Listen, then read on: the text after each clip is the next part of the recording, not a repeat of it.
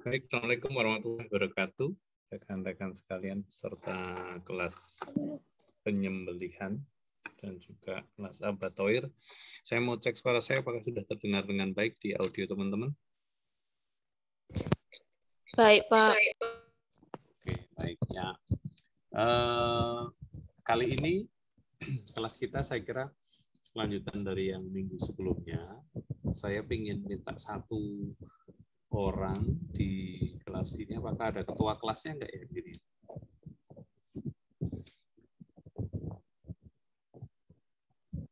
ada ketua kelasnya enggak? Kalau ada, saya minta bantuan untuk admit teman-temannya, karena pada terlambat ini saya tunggu juga masih banyak juga yang terlambat.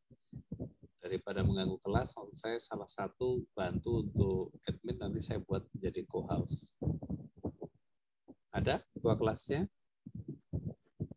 Kalau tidak ada, saya tunjuk saja berarti untuk membantu. Oke, kalau tidak ada, saya minta bantuan di sini. Siapa ya? On cam. On cam tandanya niat.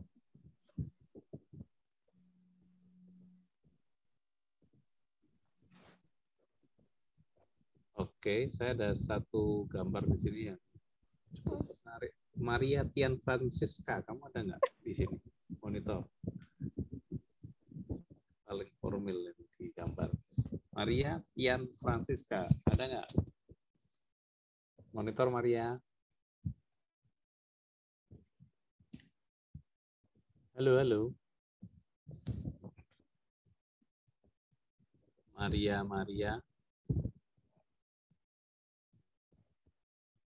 Nggak monitor. Oke, kalau nggak monitor, saya coba.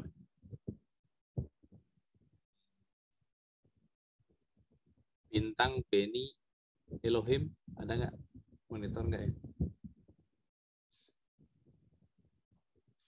Bintang? Oke, Pak. Iya, Pak. Ya, Bintang bisa bantu untuk jadi co-host ya. Saya set. Gimana, Pak? Bentar, Pak. Saya pindah tempat dulu aja. Sini agak ramai, Pak, soalnya. Oke. Ya.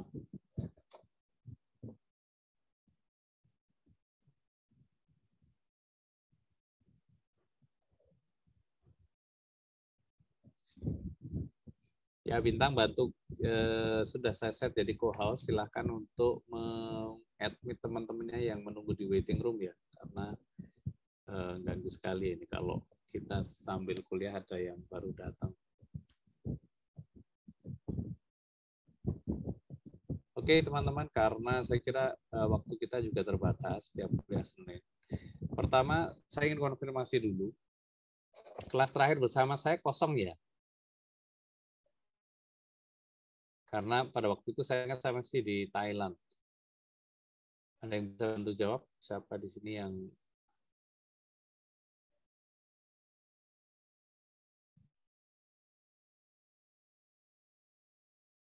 Diah Anggra ini, kamu ada nggak ini?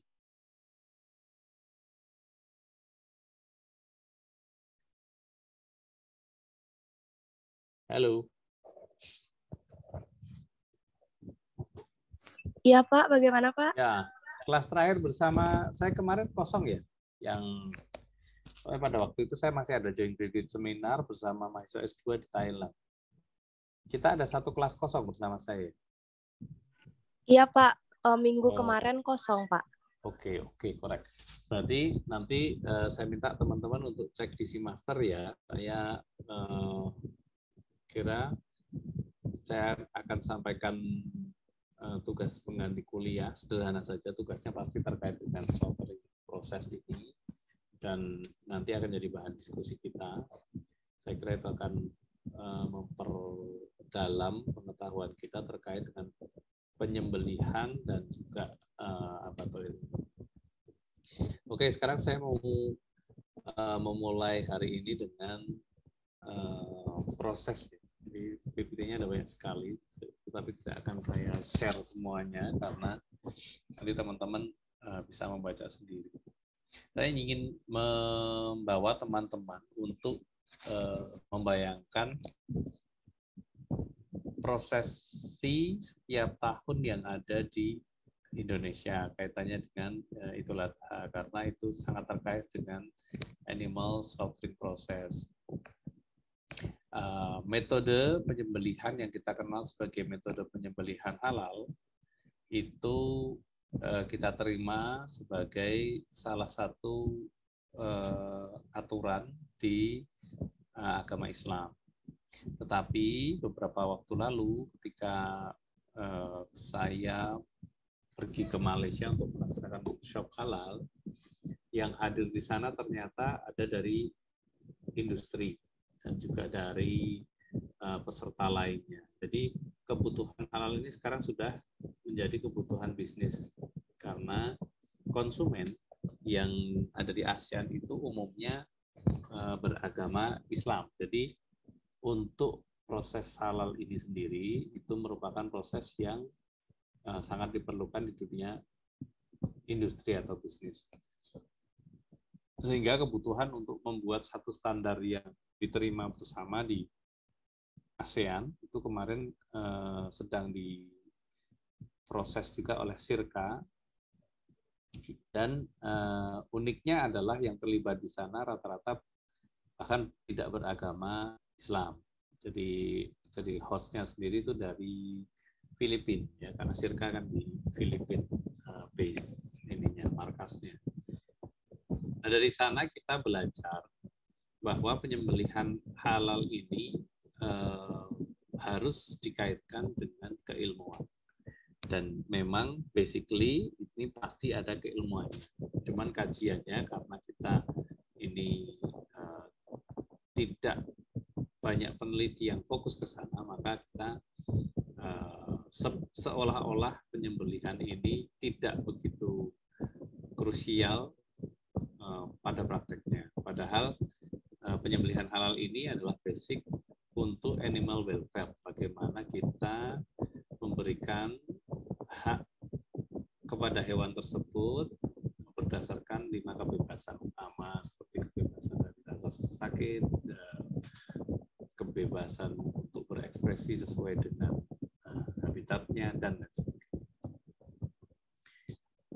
Nah, dikaitkan dengan Idul Adha tadi. Jadi ketika hari raya kurban di Indonesia itu dilaksanakan, kemarin saya lihat di masjid di Salatiga itu rata-rata mereka sudah menggunakan teknik perebahan hewan dengan menggunakan kandang jepit. Jadi itu lebih bagus dan juga mengurangi kesakitan dari hewan ternak yang ada. Karena seperti kita tahu tadi di 5 kebebasan atau hak hewan tadi itu salah satunya adalah bagaimana kita bisa menyembelih hewan tanpa menimbulkan stres yang tinggi terhadap hewan tersebut. Stres yang ada itu disebabkan karena adanya perlakuan secara lama maupun secara singkat pada hewan ternak yang menyebabkan hewan tersebut nanti akan memiliki kualitas daging yang rendah. Contohnya misalkan selama transportasi dalam waktu yang lama, hewan kena panas, kemudian dia kehausan, kemudian dia tersiksa selama perjalanan. Bahkan dia apalagi misalkan dia diangkut dengan teman-teman tahu motor misalnya. Nah, ketika diangkut dengan motor ini, hewan ternak itu kan matanya tidak seperti kita ya. Matanya kan tidak dua di depan seperti kita, tapi dia di samping. Nah, bayangkan kalau teman-teman itu punya 2 mata di samping, kemudian teman-teman diangkut dengan sepeda motor. Satu mata di belakang akan merekod melihat pandangan yang semakin jauh, kemudian satu mata di samping depan itu akan melihat tampilan yang semakin mendekat. Nah, untuk hewan itu juga membuat stres karena pandangan 2 mata yang berbeda ini bagi mereka juga akan menyebabkan stres. Nah, stres-stres yang berlangsung dalam waktu lama ini bisa mengakibatkan penyakit, bukan penyakit ya, kondisi kualitas daging yaitu DFD atau daging yang kering kemudian berwarna kehitaman, dark, gelap, dark from dry, dark itu gelap, kemudian from itu dia lebih ke atau juga dia alot, kemudian dry itu kering, sehingga nanti daging yang dihasilkan akan cenderung menjadi kering, berwarna gelap, dan kualitasnya turun. pH yang ada bisa sampai 8. Nah, pH yang tidak normal itu pasti akan menurunkan kualitas daging. pH daging kan di kisaran berapa ya? Di 5-an ya.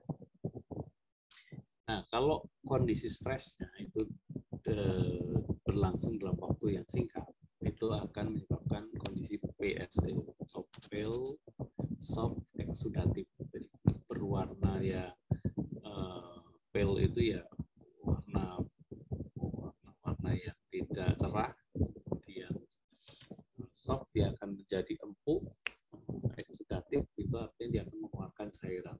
Seringnya PSE ini terjadi di dua hewan, yaitu di babi maupun di unggas ya, terutama di babi. Sedangkan DFD biasanya terjadi juga di umumnya di daging merah seperti sapi.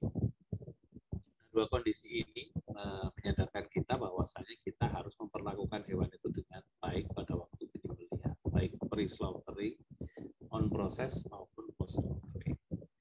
Pre-slaughtering seperti pengangkutan itu juga dia dari mulai keluar dari kandang dia harus difasilitasi dengan loading unloading yard yang kalau pun misalkan tidak ada itu keharusannya itu adalah mencari tempat yang tidak membutuhkan effort bagi ternak untuk masuk ke truk. Jadi kalau tanpa loading unloading yard ini itu nanti ternak itu kan susah mengukur kedalaman dari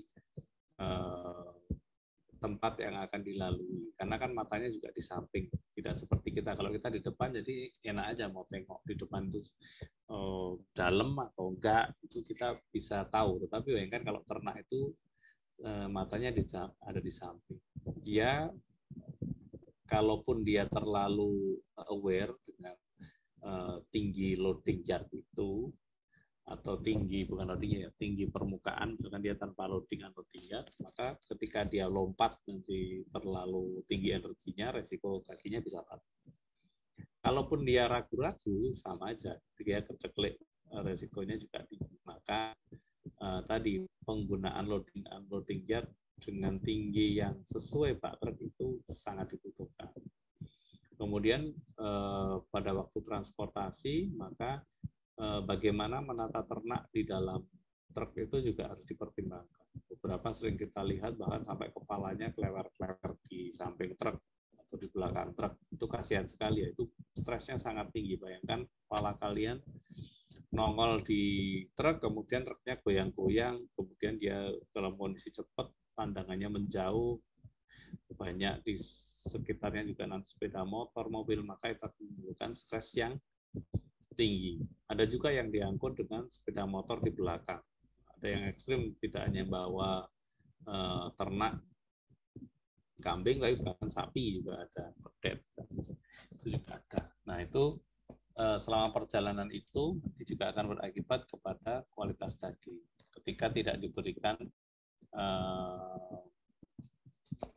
bantalan pada waktu di truk itu juga akan menyebabkan ternak mudah slip atau mudah terpleset karena kan neraca ternak itu dia keras, dia tidak bentuknya licin juga kalau ketemu dengan misalkan plastik atau dengan kayu yang halus. Nah kemudian selama perjalanan tadi perlu yang bagus adalah sebenarnya malam hari, ya. Dengan malam hari ternak cenderung dia kalem, cenderung dia tidak mengalami stres kalau dibandingkan dengan siang hari. Kemudian datang sampai di RPH, ternak itu diturunkan, itu butuh proses, tidak boleh langsung disembelih ya, atau langsung di masjid misalkan itu harus diistirahatkan dulu. untuk mengembalikan tadi glikogen dari ternak. Nah, ketika dia sudah berada di masjid sebagai contoh, maka ada aturan-aturan yang perlu kita pahami bersama untuk mengurangi stres ternak. Yang sering kita lihat, yang sering saya lihat di lapangan itu, ternak itu ditaruh saja di depan masjid itu, kemudian banyak anak-anak di sana yang datang bermain dengan ternak tersebut, yang sebenarnya itu juga akan membuat ternak itu kurang nyaman. Contoh ternak itu kan sapi, seperti yang kita sampaikan ini, itu kan sangat terpengaruh dengan warna-warna yang cerah seperti warna merah, warna kuning, merah, kuning dan lain sebagainya, itu akan mempengaruhi stres ternak juga. Nah, pada waktu penyembelihan sendiri itu terkadang juga sering saya lihat tidak begitu diperhatikan hal-hal detail terkait penyembelihan. Contoh jagal. Jagal itu cenderung berusaha untuk mengasah atau menunjukkan keterampilan mengasahnya di depan umum. Padahal ternak sapi atau ternak yang lain itu sangat peka terhadap frekuensi tinggi. Misalkan kita ngasah peso di sampingnya ternak, itu bukan berarti ternaknya takut dengan asahan dan pesonya, enggak, tapi suara yang tinggi itu mengganggu pendengaran si ternak tersebut, sehingga cenderung ternak itu juga mengalami stres dari sana. Maka yang benar adalah mengasah peso tadi itu harus dilakukan di belakang layar atau tidak ditunjukkan di ternak. Jadi yang paling bagus itu ternak itu diisolasikan, kemudian nanti baru dikeluarkan pada waktu mau disembelih. Jadi prosesnya cepat saja. Karena ketika kita berbicara terkait dengan animal welfare, maka kita harus berusaha menjadi ternak, berusaha menempatkan diri kalau kita yang jadi ternak gimana. Kalau kita sebagai penonton senang-senang aja, apalagi anak-anak, mereka kan baru pertama kali diperlihatkan penyembelihan ternak, itu exciting. Tapi untuk ternaknya sendiri bagaimana? Ketika dia datang, kemudian dia mendengar pengumuman atau terkait dengan penyembelihan, suara dari toa yang tinggi, termasuk, mohon maaf, suara takbir yang ada dengan keras, itu kira-kira mengganggu ternak enggak? Pasti juga terganggu, apalagi dia yang mau disembelih. Apalagi ada yang kalau di masjid terkadang ada yang seperti komentator bola ya, jadi dia berusaha untuk meramaikan suasana sehingga penyembelihan itu akan lebih meriah. Tetapi untuk ternak sendiri itu mengganggu stres mereka. Makanya sering sekali ternak itu jadi liar, kemudian dia bahkan melukai penonton di sekitarnya, itu karena kondisinya itu sebenarnya tidak bagus. Kalau bagi orang peternakan kita bisa melihat itu dari kondisi-kondisi fisik ternak. Misalkan dari ekornya. Ketika ekornya dia agak naik, berarti siap-siap saja ternak itu bisa bersiap-siap untuk melompat. Seperti kita tahu kalau kita di peternakan kan diajari di praktikum itu, kalau menjaga ternak itu di samping atau di belakang. Saya juga termasuk yang asisten untuk ngajari.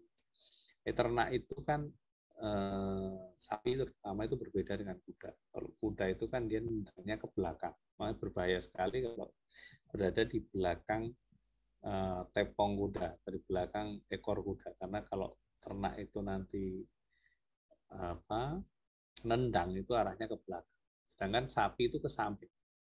Nah, maka kalau paling aman itu untuk sapi kita malah berada di belakangnya. Nah, belakang pun juga harus tetap hati-hati karena sesudah samping kan biasanya terus ke belakang. Itu yang kadang tidak begitu disadari oleh para operator di lapangan. Oke, kemudian tadi kita sudah memikirkan bahwasanya juga harus kita atur volumenya dari toa di masjid itu, sebaiknya itu dibuat lirih atau kalau perlu dimatikan saja. operator yang ada pun sebenarnya yang sebaiknya ada itu ya operator penyembelihan saja, tidak perlu ditonton rame-rame di sekeliling hewan ternak yang akan disembelih, karena untuk ternak sendiri itu hal yang membuat mereka stres. Nah, penyembelihan yang ada itu juga harus kalau pasti sudah sering kita dengar ya, melibatkan saluran pembuluh darah, kemudian trakea, kemudian esofagus, itu harus terpotong. Saluran darah itu kalau di manusia kan kita bisa lihat dengan menggunakan dua jari tempel di antara trakea dan juga otot ini kan, kalau teman-teman rasakan itu kan ada detak jantung, itu arteri karotid, kemudian yang di sampingnya otot ini saya menyamping di sini itu jugularis, itu kalau di manusia. Nah, di hewan poinnya nanti juga seperti itu, pemotongannya itu harus lurus sesuai dengan backbone atau tulang belakang. Jadi jangan menyamping, jangan istilahnya kreatif terus dibuat agak menyamping atau ke atas, tetapi benar-benar harus lurus sesuai dengan tulang belakang. Nah, terkait dengan penyembelihan itu pun, itu saat ini kan kita sedang tren dengan adanya wabah PMK. Ada hal yang krusial yang perlu kita sadari, Indonesia ini sekarang baru kena PMK, dan itu sangat berpengaruh terhadap peternakan, dunia peternakan, terutama di industri peternakan. Karena kalau kita terkena PMK, itu maka butuh waktu yang lama untuk membuat produk olahan kita itu diterima di pasar ekspor.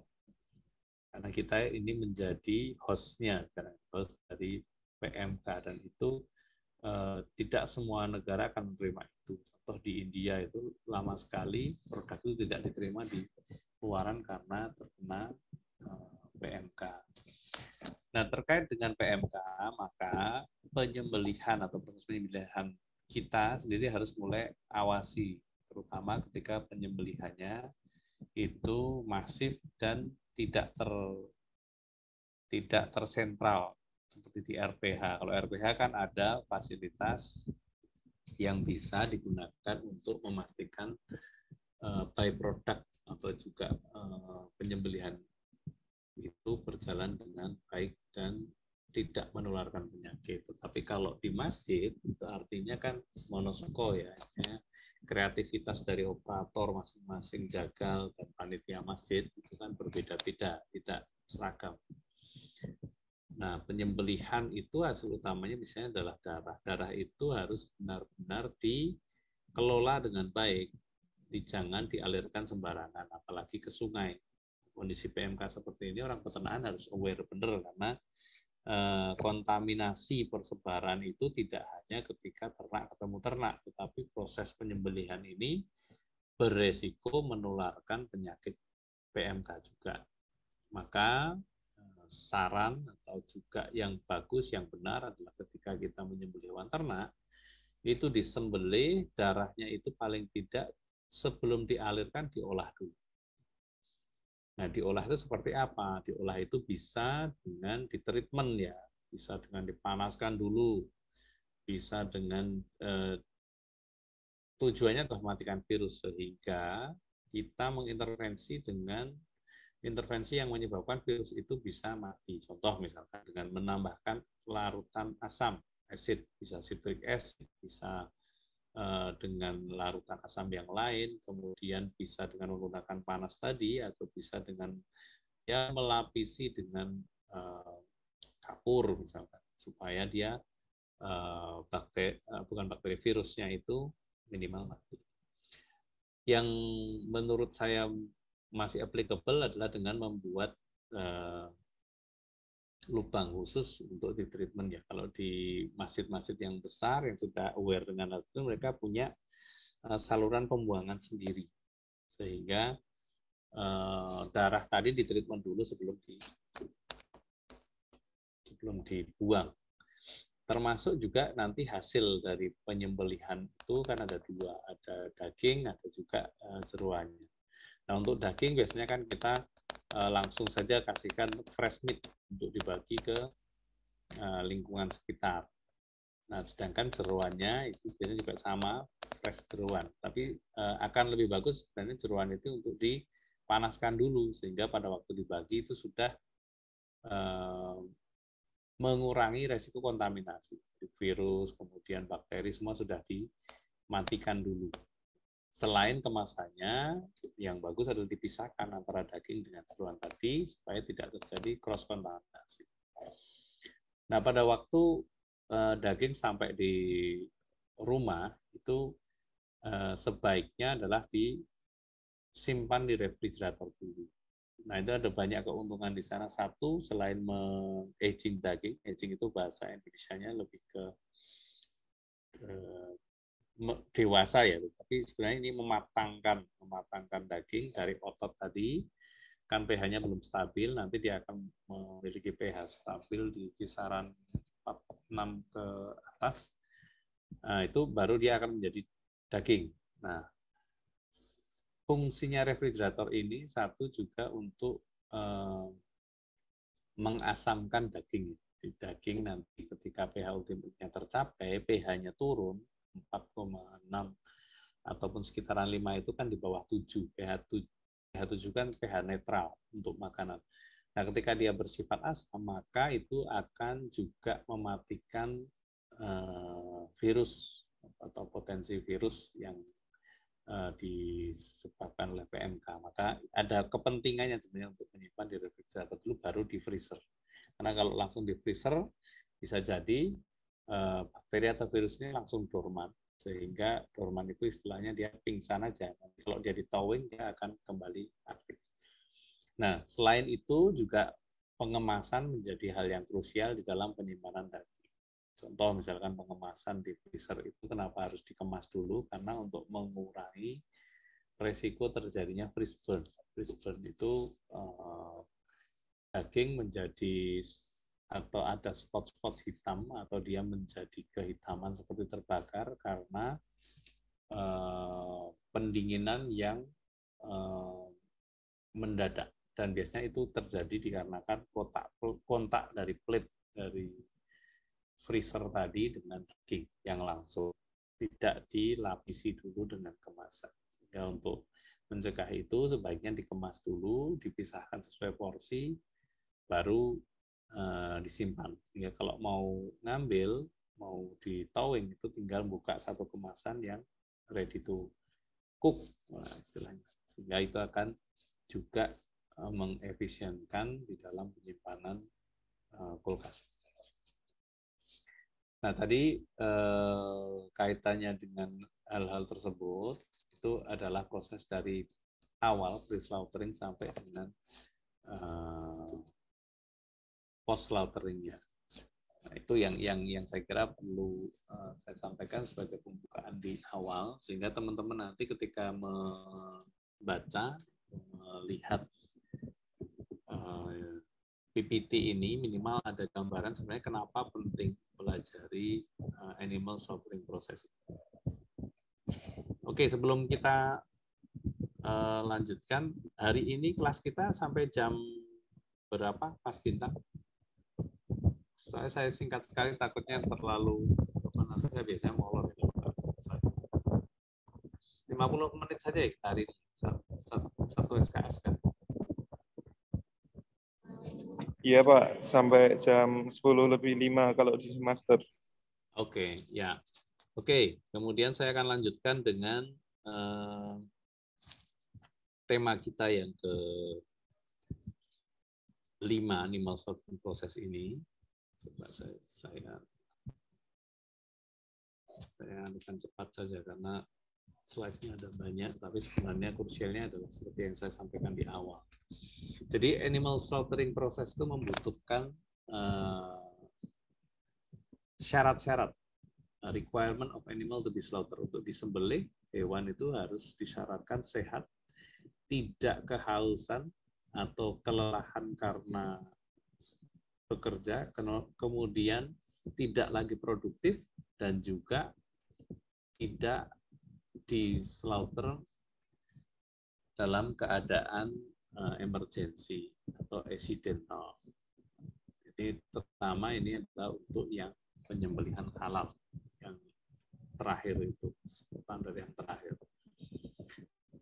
Nah, animal slaughter with condition atau kondisi-kondisi hewan yang seperti saya sampaikan tadi punya penyakit seperti PMK, SURA, ataupun juga antrak, itu harus dilakukan treatment dulu sebelum dibagikan. Contoh PMK itu harus dipanaskan dulu sebelum dibagikan ke pasar. Kalau SURA disease ini sarannya adalah dengan penyembelihan di malam hari karena penyakit ini disebarkan oleh flies atau flies itu laler kalau tidak lalat.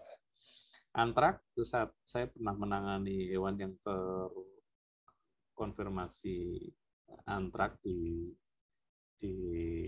tempat tertentu, itu kita butuh treatment dulu. Karena poinnya itu memastikan seperti tadi saya sampaikan, virus yang ada itu tidak menyebar. Jadi kalaupun kita menggunakan jogangan atau kita menggali tanah, itu di bawahnya kita kasih dulu kapur. Kemudian baru kita masukkan di sana, sebaiknya sekalian dibakar. Jadi itu untuk mengurangi atau mematikan virus yang ada di ternak baru kemudian ditimbun. Nah, itu pun diusahakan jarak ataupun tempat dari penguburan itu jauh dari hewan ternak yang lain. Karena boleh jadi nanti kalau ada tanah yang ikut termakan ataupun ketika merumput, ternak itu akan menyebarkan penyakit yang ada. Sama seperti kasusnya tadi, ketika teman-teman dari Idul Adha itu mendapatkan daging ataupun jeroan dari masjid, itu maka plastiknya itu sebaiknya dicuci dengan sabun sebelum dibuang di tempat sampah. Karena kalau membuang kemasan tadi tidak dicuci dulu, maka boleh jadi dari tempat sampah itu kan terkadang ada kambing atau ada hewan yang lain yang mau makan atau menjilat kemasan tadi sehingga berpotensi untuk menularkan itu. Nah, hal-hal seperti itu juga perlu dimitigasi sehingga potensi penyakit ini tidak menyebar secara masif. Oke. Kemudian standar hewan untuk disembelih itu satu edible atau bisa dimakan, kemudian harus hidup sebelum disembelih. Nah, kadang orang berpikir seperti itu aja kok harus ditulis sebagai standar, Pak. Nah, karena ini kalau di kajian halal seperti kemarin yang dibawa di Sirka di ASEAN itu sepertinya sederhana, tapi ini malah basic dari penyembelihan halal. Karena alive atau hidup, kalau di Muslim itu hayatul mustafir, hayah mustafiroh ya istilahnya. Itu artinya hewan masih punya nyawa. Nah, menjadi sebuah diskusi menarik ketika pertanyaannya adalah memastikan hewan mati dan tidak itu dilihat dari apanya. Nah, itu baru mulai oh iya ya. Artinya mati itu kan kita tahu karena nyawa sudah hilang dari jasad. Tetapi parameternya seperti apa? Apakah misalkan dia tidak bergerak, dikatakan mati, berarti kalau orang tidak gerak, ada di rumah sakit, apakah itu mati? Kan tidak. Terus apakah kemudian dia tidak bernapas, dikategorikan mati ataupun bagaimana? Nah, diskusi terakhir kemarin itu juga masih beberapa ada sedikit perdebatan, tetapi kesimpulan yang terakhir diambil terutama oleh Jakim Malaysia. Jakim Malaysia itu kalau di kita BPJPH, penjamin halal di Malaysia itu ada badannya namanya JAKIM. Itu ada dua parameter. Yang pertama adalah fungsi tubuh dari ternak tersebut sudah, fungsi fisiologis ternak tersebut sudah tidak ada atau tidak berfungsi. Kemudian yang kedua, jantungnya sudah berhenti, maka itu dikategorikan sebagai ternak yang mati. Karena beberapa kan ada yang patokannya hanya dari misalkan dari ekor ditekuk kemudian tidak bergerak, kemudian teracak, tengahnya ditusuk dengan ujung yang tumpul dia tidak bergerak, atau dengan refleks mata. Kan itu masih sangat survei. Itu sebenarnya adalah parameter untuk membantu memastikan fungsi fisiologis dan heart atau jantung tadi sudah tidak berfungsi. Itu dipastikan dengan 3 cara itu. Refleks mata, kalau orang sudah meninggal atau ternak sudah mati, itu kan ketika dia ditutup kan, maka kan dia tidak akan kembali lagi. Seharusnya kan seperti itu, artinya dia sudah tidak berrefleks. Ketika ekornya di bending atau ditekuk, maka dia tidak akan bergerak atau kesakitan, atau teracaknya ditusuk dia tidak akan bergerak. Itu parameter disurvei saja untuk memastikan 2 tadi sudah di antara yang fisiologisnya sudah tidak berfungsi dan jantungnya sudah tidak berdegup, maka digunakan 3 parameter. Now, the animal condition must meet the standard of animal health according to rules issued by authorized agency. Di kondisi yang ada itu harus dipastikan oleh pemerintah. Nah, dalam hal ini, kalau di RPH itu ada petugasnya, ada dokter hewannya. Nah, kalau di masjid bagaimana? Nah, ini saat ini itu juga sudah ada SKKMI atau standar kompetensi untuk juleha atau juru sembelih halal. Ini memang baru dikembangkan sekarang, tetapi mereka juga bisa menjustifikasi ternak itu disembelih secara halal atau tidak. Nah, itu namanya juleha, juru sembelih halal. Nah, juru sembelih halal ini kemarin saya ngobrol dengan teman dari IPB yang beliau sangat fokus dengan juleha ini. Itu kebutuhan ke depan itu sangat bagus karena dengan mengedukasi atau mengeduket dengan sertifikasi juleha ini, maka penyembelihan akan lebih terstandar. Sehingga dengan penyembelihan yang lebih terstandar tadi, hewan juga akan lebih terjaga atau lebih terpastikan hak-haknya, kira-kira seperti itu. Sehingga ini baru dikembangkan, peternakan juga sangat fokus di juleha ini, termasuk IPB dan universitas yang lain. Oke, standar dari penyembelihan ini, kalau standar penyembelihan halal ya ini, itu harus sudah akil balik, kemudian paham prosedur penyembelihan secara Islam dan mempunyai keahlian dalam penyembelihan.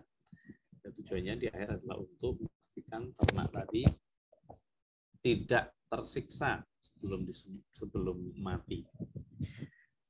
Nah, Bismillahirrahmanirrahim itu adalah reciting-nya, atau sebelum penyembelihan kita melafalkan itu sebagai syarat sah halalnya.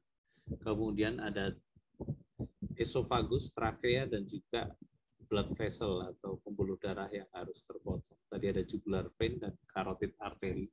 Kalau di kita yang menyilang di otot, yang satu di antara trakea dan di antara otot kanan kiri dipastikan terpotong.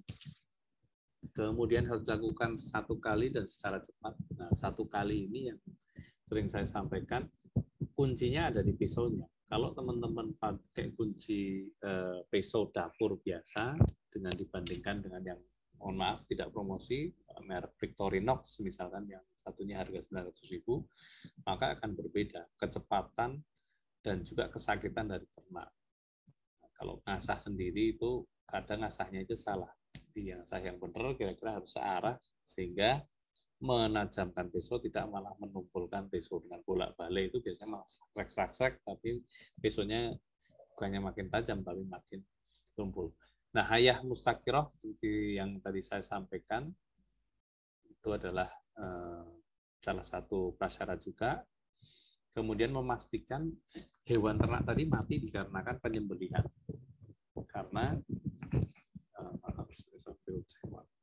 Karena memastikan dikarenakan penyembelihan itu sering kita lihat juga praktek di lapangan. Jagal itu bahkan untuk mempercepat kematian itu ditusuk di bagian chest-nya atau biasanya disebut sebagai sticking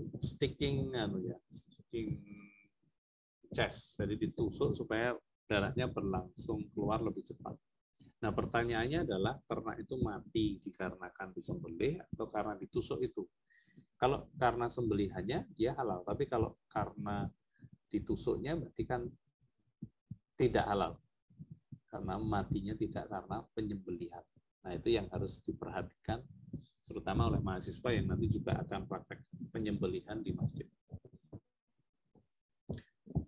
Kemudian harus dicek dulu oleh veterinarian atau dokter hewan, sudah diistirahatkan dengan baik, dimandikan dulu lebih bagus dengan air dingin, kemudian dia kepalanya nanti di utara, ekornya di selatan menghadap kiblat.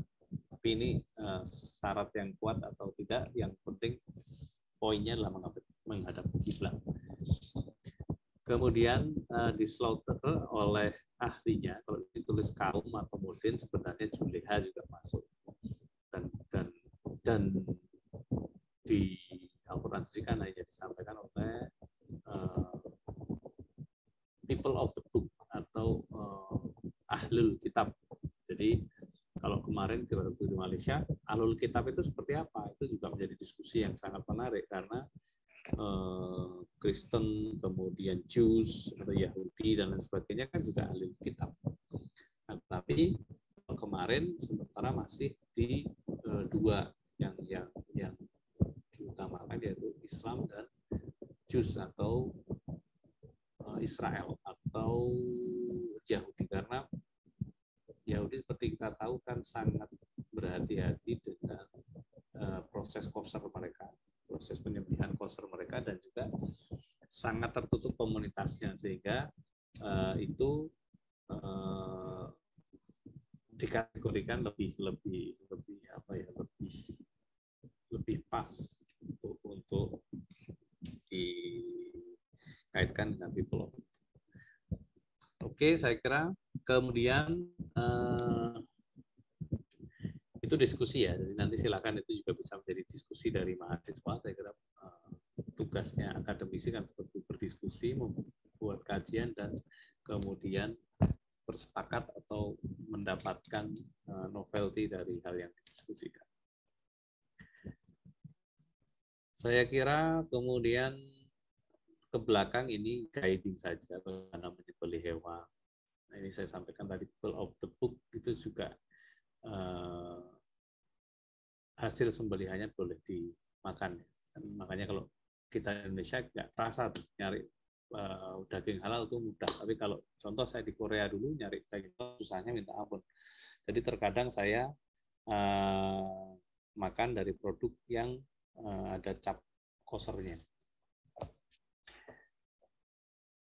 Oke, kemudian ini sudah saya sampaikan tadi, pre-slaughtering preparation equipment needed, ini saya kira yang krusial tadi. Pisau yang ada itu disiapkan bermacam-macam untuk fungsinya masing-masing. Kalau pakai standing, bisa pakai kaliber 22, kemudian 24 atau 28 inch Smith Shaw itu gergaji yang ukuran 24 atau 28. 2 pisau ukuran 6 inci dan 8 inci, kemudian 10 atau 12 inci, termasuk ember tadi untuk membersihkan tangan dari operator atau juleha. Kemudian ini bagaimana animals tadi dipotong, saya kira prosesnya sudah saya sampaikan di awal.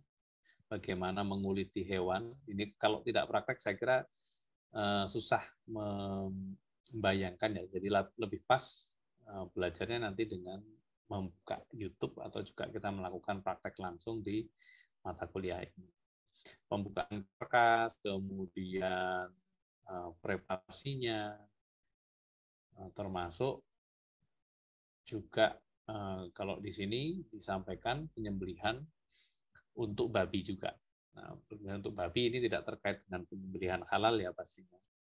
Jangan dikira kalau menyembelih dengan bismillah tetapi hewannya babi menjadi halal kan. Itu joking saja. Tetapi untuk babi ini biasanya dipingsankan dulu dengan stunning. Stunningnya itu bisa dilakukan di bagian belakang dari kuping dari babi ini dengan voltase 70 volt atau lebih rendah. Umumnya kalau sapi itu rata-rata menggunakan 50 Hz ya. Nah, ini babi menggunakan 70 volt atau lebih rendah dari itu, kemudian baru disembelih, baru diproses lebih lanjut untuk mendapatkan karkas. Untuk hewan babi sendiri itu bisa pengulitannya menggunakan dengan air panas, tapi tidak terlalu panas di suhu 60 sampai 70 derajat Celcius. Kalau di ayam kan lebih rendah dari itu, bahkan di skala 45 ya, atau 45 lebih sedikit. Nah, kalau untuk skinning babi itu nanti dimasukkan di air panas suhu 60-70 derajat selama 5-6 menit. Jangan terlalu lama karena nanti kalau terlalu lama yang matang adalah daging keseluruhan. Maka hanya sebentar saja. Oke, saya kira itu saja hari ini. Kuliah pada kali ini. Waktunya juga sudah habis. Silakan kalau ada pertanyaan dari teman-teman sekalian untuk diskusi. Kalaupun tidak ada, maka kelas akan kita sudahi di sini. Nanti untuk bahan-bahan yang ada akan kita share lewat Simaster. Kalau teman-teman belum menerima, nanti silakan komplain atau ke dosen untuk kita segera share PPT maupun materi yang ada lewat Simaster. Saya kira itu yang saya sampaikan hari ini. Terima kasih atas kehadiran rekan-rekan sekalian. Saya tutup. Assalamualaikum warahmatullahi wabarakatuh. Waalaikumsalam warahmatullahi wabarakatuh. Terima kasih, Pak. Ya, terima kasih. Sama-sama. Tutup ya. Terima kasih, Pak.